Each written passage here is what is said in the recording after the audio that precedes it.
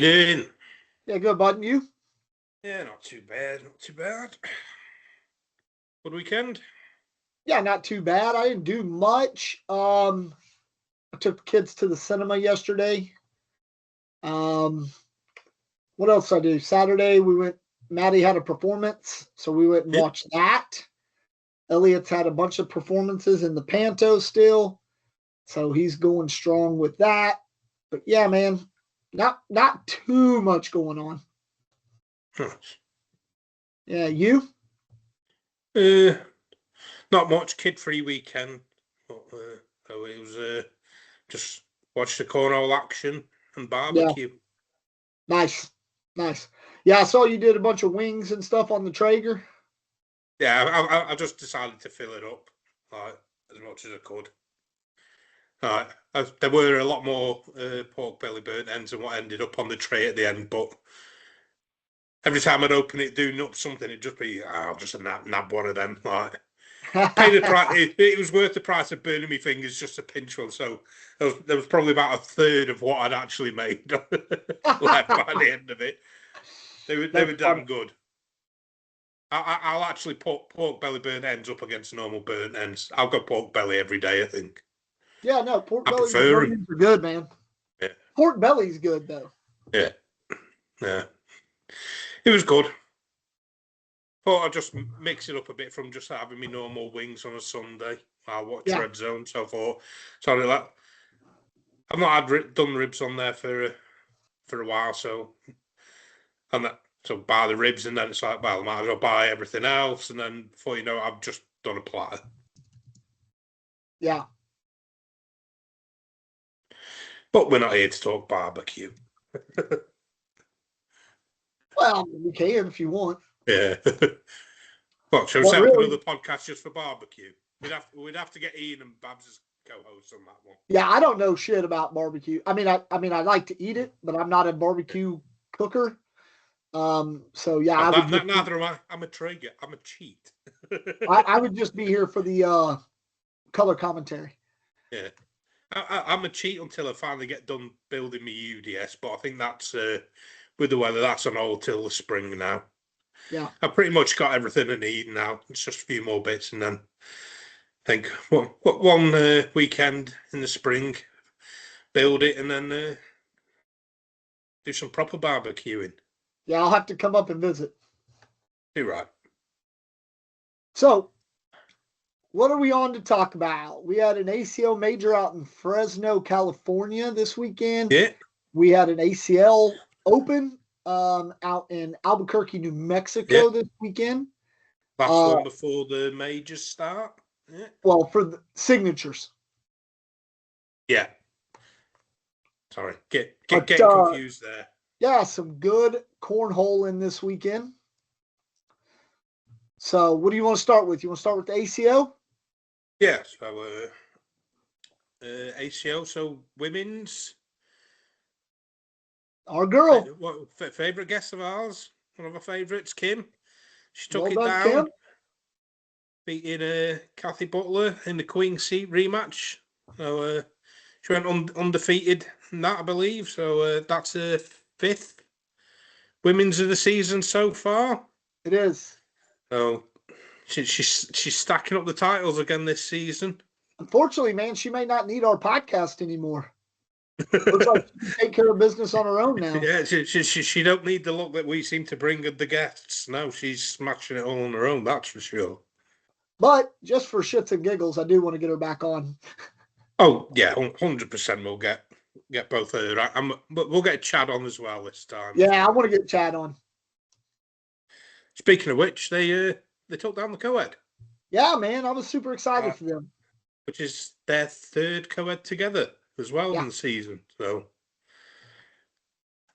good throw in there. And then the results. So, the juniors was Braden Connolly, who beat Joseph Gallardo Jr., and that was a King Seat rematch. That was Braden's third win of the season. So, you'll notice a pattern. People are stacking up wins. Because the seniors, it was Scott Swenson who double dipped Mike Worth and that was like Scott actually lost his first bracket game of the day, so did things the hard way. Yeah. Pulled off the double dip, and that was his 5th seniors win of the season. That's Like I say, crazy. they're stacking them up. It's crazy. Yeah. And then regular singles was Ross Moore, who double dipped Phil Swanson in the King Seat rematch, and then Phil Swanson and Josh Neville won the doubles. And unfortunately, because I'm a dumbass, I've not got who they played in that. You had one job, man. Yeah, one job. Failed miserably. It was all going so well. Shame. Yeah. Oh. And not content with having ACO to watch, we also had the ACL. Yep. So the women's singles, that was Riley Schaff beat Gina Ramirez in a Queen Seat rematch. Yep. And it was a pretty stacked field. I mean, women, because Caitlin Allshouse was there, Samantha Finley was there. Like all the previous winners were there, man. So I'm telling you, I said this before and I'll say it again, man. And I'm not counting Sam Finley out. I'm not, because she's playing fucking lights out this year.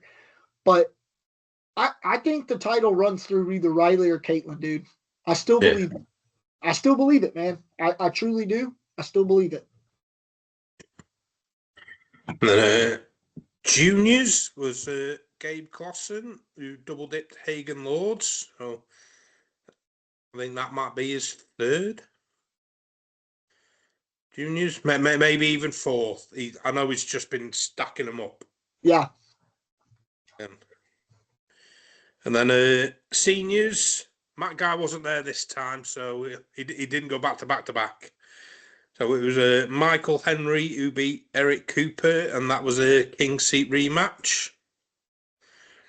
And then the women's doubles, new partnership. We had her on not too long ago. Sam Finley, her and Gina Ramirez got their first Doubles win together. Yeah. Nice. Double dipped Deb Odom and Linda Ford. So, as you said, like Sam Finley's throwing lights out. She is. She is. Showed. So, first of what I'm sure is not the only doubles one. I mean, I know like Riley and Caitlin have been smashing it, and Yeah. this is the first one they've not won since before Worlds. Yeah. I would say if I had to pick top 3 teams right now at Worlds for women's doubles, I'm going to go with, and in no particular order because I don't want to piss anybody off, I would say probably Sam and Gina, Caitlin and Riley, and I'm putting Miranda and Lori back up there, man, because I think once those signatures hit and they start playing again, like they're playing now, but with them signatures hit, man, because that's where like they were in the running at every signature. So I'm not counting them out. I'm just not. They're just as good as a team as any. So those would probably be my top 3 teams right now, I would think. Yeah, definitely. And then on to junior doubles, that was Sage Mediores and Hagen Lords, who double dipped Madden Franco and Chase Webb. And then senior doubles was Steve Schroeder and David Clark. They avoided the double dip against Dan McDonald and Jerry Lockwood, and that was a King Seat rematch. And then on to doubles. No surprise. Drum roll. Tony Smith and Mark Richards. Yeah. They beat Logan Chamberlain and Gavin Connor. I think it's again like I think they're just gonna prove it. But I'm telling you right now, man, because I think the Gavin Cano and Logan Chamberlain matchup, like pairing up, I think it's paying dividends right now. Yeah, it's I good. think it truly is. And I know Gavin and Sammy were great last year, and Logan and JBJ were second in worlds. I get that. But these two right now, because number one, because they live so close to each other, they practice together all the daggum time. And they are playing great.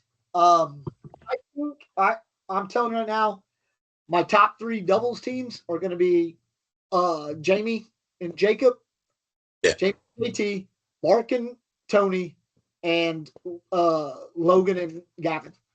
Yeah. Well, I'm going to say I don't think we've had it before, but back-to-back world champions for doubles. And the thing is, I would not be surprised. I would love nothing more to see Trey and Adam bounce back. Yeah. And we talk about this a lot on the pod. We get people on the pod that we know, or that we've met, things like that. And we always root for the guys that we personally got to hang out with and drink with and, talk to and things like that. So clearly I'm going to root for Adam and Trey, man. I've broke bread with them. I've drank a lot of beers with them 2 years in a row. So, I'm always going to root for them. So I'm hoping they have a bounce back this year, but nothing against them. Right now, as it sits, they're not making that top 3 because I just can't see them unless something drastically improves throughout the signatures. And this goes for damn near every doubles team out there. Unless something drastically improves for those teams in the signatures, and one of the 3 teams I've just mentioned kind of tail off or drop off a bit, ain't nobody touching those 3 teams. Yeah. Not even close. Yeah. No, I don't even think it's close. And that sucks. And I hate saying that because we got friends out there that are playing in these doubles, but dude, I just don't see it being close right now. No, I agree. Because number one, man, you can never count out Jamie and JT. Like, no matter what you think of any of them or how they play in singles or whatever, which we know Jamie can play. JT's already won one this year, but in doubles, I don't know what it is about. They just complement each other, man. And it just works out well and they throw good, dude. So I don't see them. I don't know, man. I don't think anybody's beating those 3 teams. I think those will be your top 3 teams. Yeah. I don't know who the 4th will be for the Final 4. I can't determine the Final 4 right now, but those are 3 of the top 4 teams. Guarantee it. Mark my words, man. I'm saying it right now. Yeah. I'm telling you. But it's the same with the women's, man. I know 3 of the top 4 teams, and I'm 100%. I'm putting them in the Final 4. Yeah. So then going on to the singles. 2 brackets for singles. So bracket A, Mark Richards avoided the double dip from Colin Hodette. And then bracket B, Gabriel Clausen beat Logan Chamberlain in the King Street rematch. Now, I got to watch the bracket A finals between Colin and Mark. Man, it was good. And Mark was up. He was up. I want to say, was he up 15 or 16-9? And Colin won that first match and held him to 2 points over like 26 rounds and won. And then even the second match was a close match. I mean, it came down to the end. So Colin, that dude, man, his roll bag and stuff is just dirty. Just dirty, dude. Yeah. Woo! Dirty. And then in the final, when the 37 rounds, so I put a good line out there saying it would be a 40-round game. So Mark Richards for title number 32 overall. Yep. So to sweep the weekend, second Open title of the season, and number 32 overall. I think he's playing with a little bit of a chip on his shoulder this year. I think he wants that single. Like that. Obviously, everybody wants the world's singles championship. I get that, but I think he's kind of playing with a little bit of a chip on his shoulder for it, man. Because you can sit there all day and be like, "I've got the most titles," which he does by far. Yeah, by far. Was it 8 ahead of Jamie Graham in second? Jamie's got what? 20? Does he have 26? I thought he had 24. 24, yeah. So, oh yeah, sorry, 32. Yeah, never mind. It's been a long day.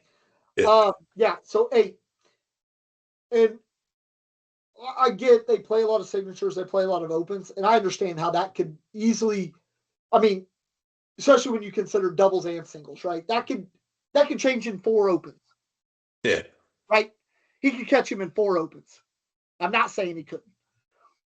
But 8 is a lot of legs, David.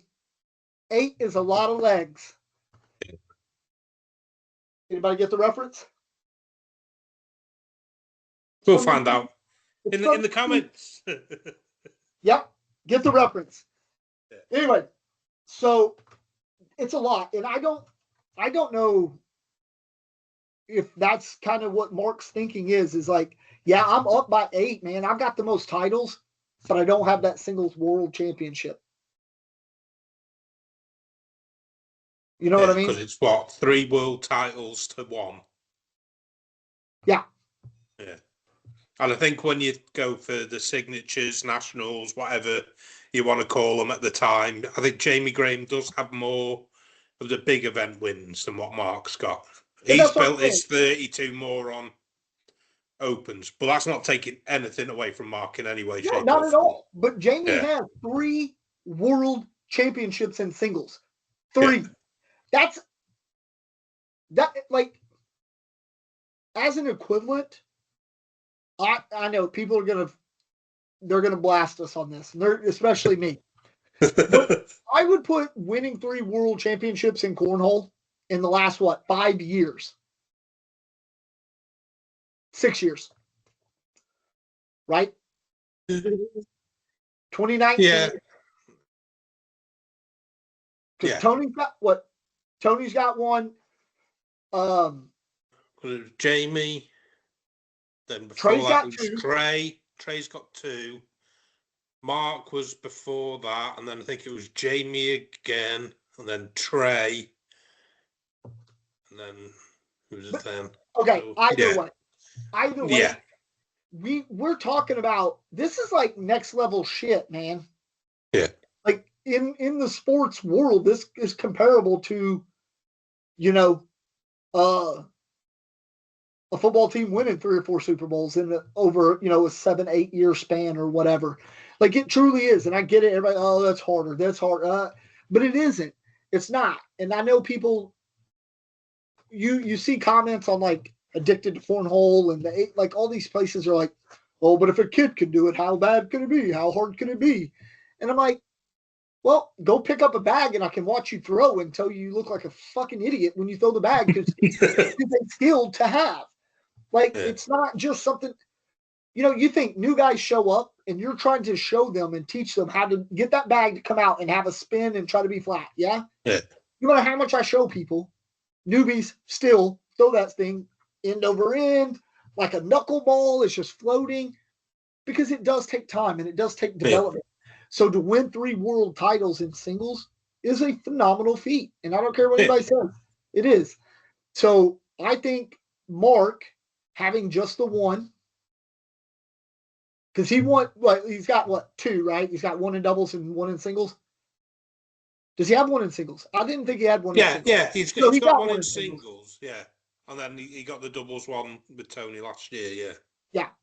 So, but I think now he's like, yeah, okay, cool. I've got the 32, but now I need more world championships. Because at the end of the day, man, is that not what we base everything on?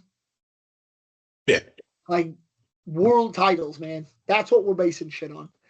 Because at the end of the day, too, and it literally takes nothing away from nobody, but we've had opens that have had 4 brackets, and then we have an open like Albuquerque that only has 2 brackets.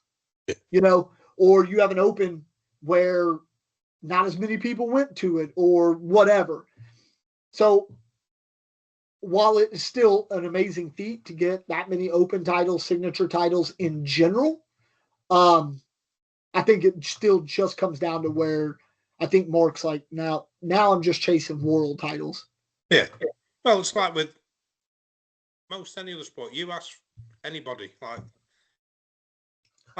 the darts is coming up later this month. You ask any fan, like, how many individual titles does X player have? They won't know. Ask them how many world titles they've got. They'll be able to answer you straight away. Yeah. No, it's true.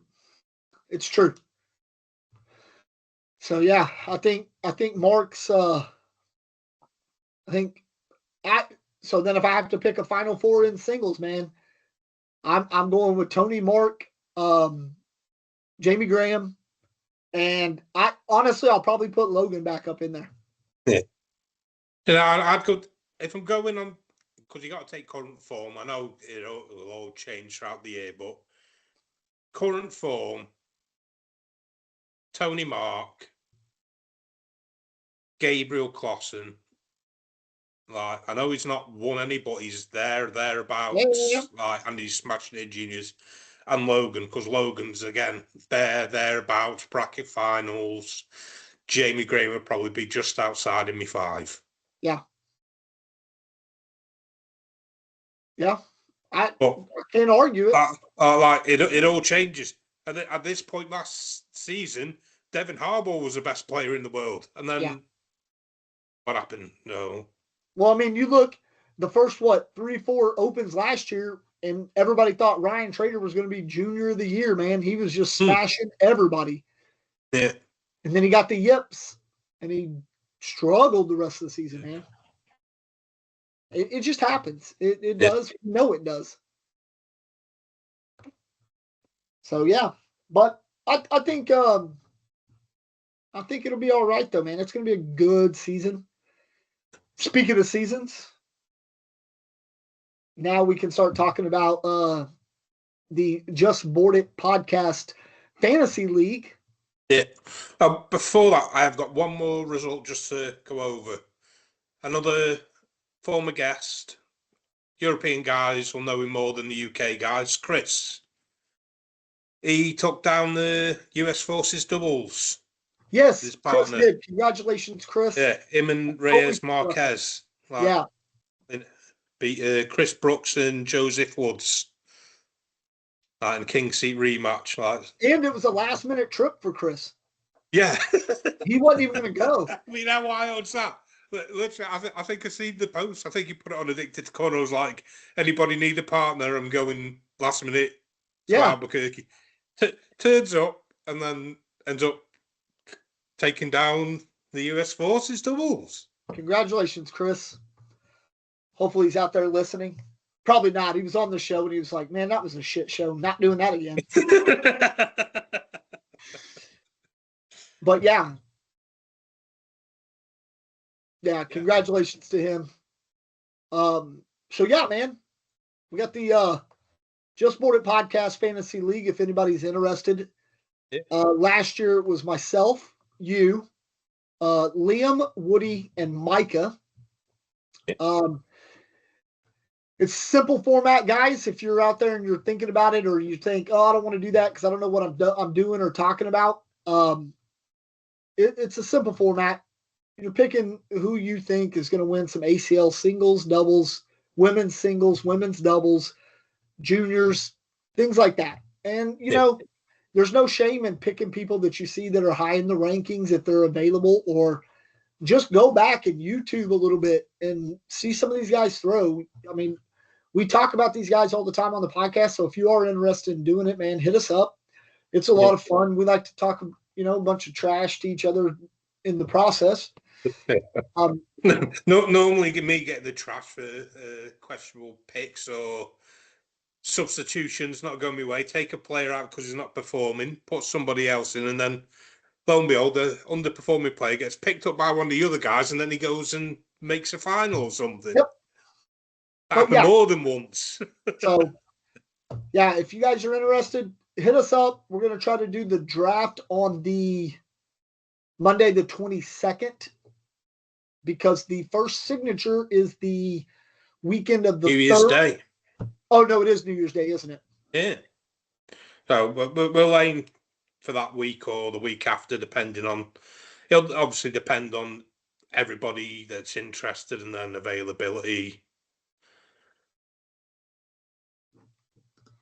So what day is the UKCL event then? I thought it was on the 3rd. Yeah. So it's on the Sunday? They're starting it on the Thursday. I don't know why. What? Wait, hold on. Oh, that's because I'm sorry. Oh my God, I was looking at 27 and I was like, what is going on? Okay, never mind. I got you. It was on January 27 and I thought, well, that's odd because the first is on a Friday, the is on a Sunday, and I thought that was really odd. Then I realized it was because I was looking ahead into the future. Oh, yeah. So if anyone's interested, message either of us if you want to know more details. Obviously, it'll all depend on numbers, but I'll even help you draft your team. Yeah, don't pick Caitlin Hall's house. She's awful. Don't pick that Mark Richards guy either. Yeah. Terrible. Yeah. No, I'm just kidding. I will help you pick your team, and I'll help you pick a winning team. Yeah. Oh, yeah. Yeah. Should be good fun again. We're mixing it up ever so slightly this time round. I don't think we're mixing it up as much as you're just adding dynamics to it to make it more interesting and more compatible. Compatible? Yeah. Is that a word? Compatible? Yeah. Yeah. I think it'll be interesting. More competitive. That's the word I'm looking for. Captain element to it. I'm a few whiskeys in. Double points. It'll be a good laugh. It was last year, so yeah, look forward to that again. Like, it was always fun for me, sat there Sunday night trying to watch it while updating my spreadsheet as it goes along to try and get it done as quickly as possible. But... And we are just under a month out from the UKCL number 4. Oh, yeah. No. Yeah, 4. Or 5. 4. 108, Ashby. Okay. What month? Oh, we didn't have one in December. Cool. So, yeah, man, I'm looking forward to that.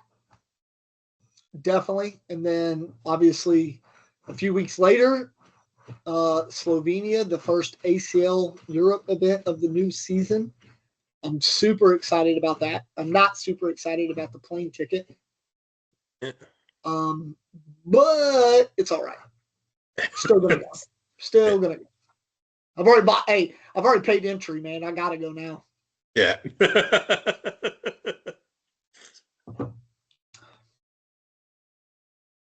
But yeah, good times coming up this season, man. And obviously with the announcement of the GB team criteria and all that. Yeah. So remember, I'm hoping. Not already. Sorry. Go on. Sorry. I'm hoping that, a lot of people get interested in that and put their name forward. I know it can be a burden financially to have to travel or do these things. But it's such a fun experience to go and do. Yeah. And obviously we want to put the best team forward, man. So I really hope that some of our top guys put their names forward. We took some good dudes over there last year. So I'm hoping, they'll put their hat back in the mix. I want it to be, obviously, because I live here, man. I know a couple of the US guys, but I know all the UK guys.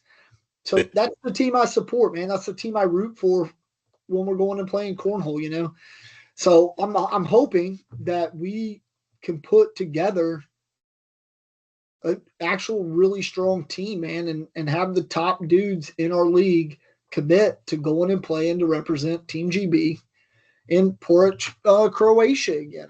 Yeah. I truly hope that this works out and they can do that, man. I do. I know that, like I said, I know people talk about the financial burden of it and things like that, and it is expensive. But fortunately for us, having it in Porridge again, we already know the costs of that kind of stuff because we've already been there, and we know the plane tickets aren't that bad. No, plane tickets aren't that bad. We know you can get affordable Airbnbs in the area. We did it, so we at least know that the cost, the outside cost of it, yes, while still expensive, it's still a burden. It's not as expensive as it could be. Yeah. Like it could be a lot worse. I mean, it could be a lot worse. It could be Switzerland. It could be Finland. Yes, Switzerland was more expensive when we were there for, 3 less days? I literally spent more money in Switzerland in the 4 days we were there than the 7 days we were in Croatia. Yeah. I spent almost as much in 3 days in Finland. 4 days in Finland as I did in the 7 days in Croatia. So, I'm hoping so, man. I really do. I hope that a lot of the top guys put their name forward.